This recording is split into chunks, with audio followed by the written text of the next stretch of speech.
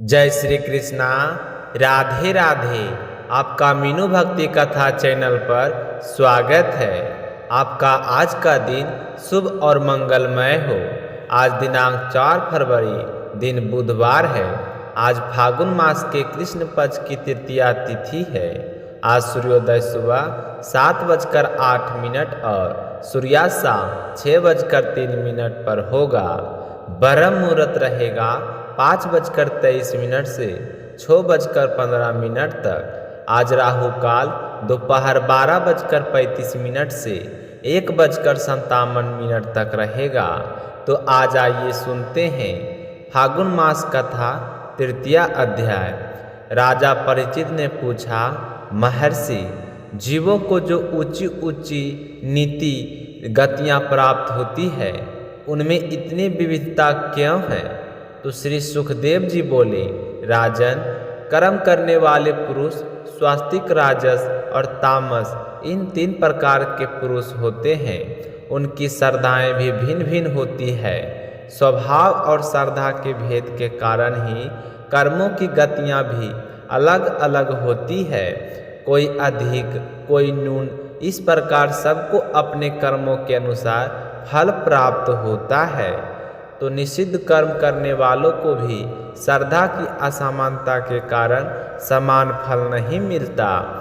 अनादि अविद्या के वश होकर कामना से किए गए पाप कर्मों के फलस्वरूप जो अनेक प्रकार किनार किए गतियां होती है, अब उनका विस्तार से वर्णन किया जाएगा।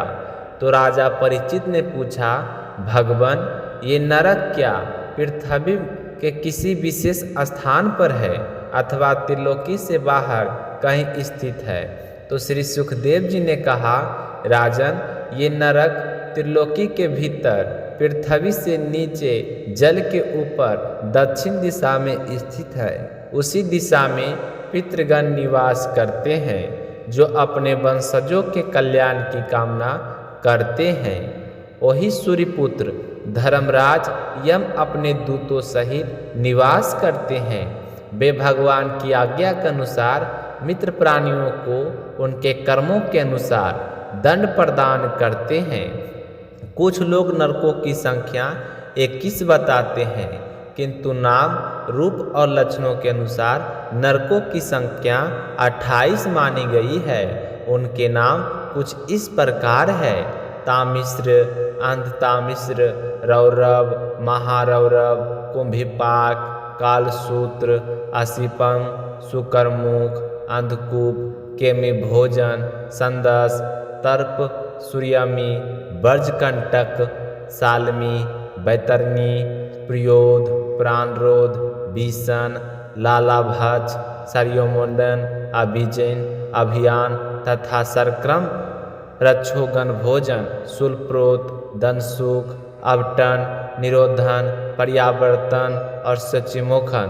जो मनुष्य दूसरों के धन, स्त्री या संतान का हरण करता है, उसे यमदूत तामिस नरक में डालते हैं, जहां अंधकार, भूख प्यास और मारपीट से वह मूर्छित हो जाता है।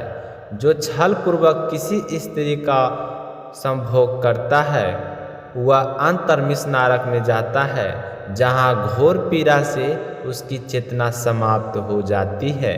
जो मनुष्य केवल अपने शरीर और परिवार का पालन में लगा रहकर दूसरों को कष्ट देता है, वह रौरव नरक में जाता है, जहाँ उसने जिन जीवों को सताया था वही उसे पीड़ा देते हैं।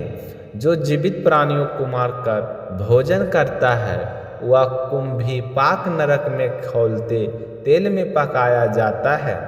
जो माता पिता, ब्राह्मण और भेद का अपमान करता है, वह कालसूत्र नरक में गिरता है, जहाँ तप्त भूमि और अग्नि से हजारों वर्षों तक जलता रहता है।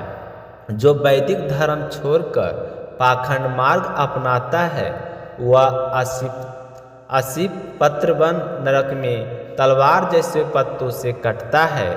जो राजा या अधिकारी होकर निरपराध को दंड देता है या ब्राह्मण को शारीरिक दंड देता है, वह शुक्रमुख नरक में कोल्हू में पीसा जाता है। जो मनुष्य खटमल, जू, मच्छर आदि जीवों की हिंसा करता है, वह अंधकूप नरक में उन्हीं जीवों द्वारा काटा जाता है।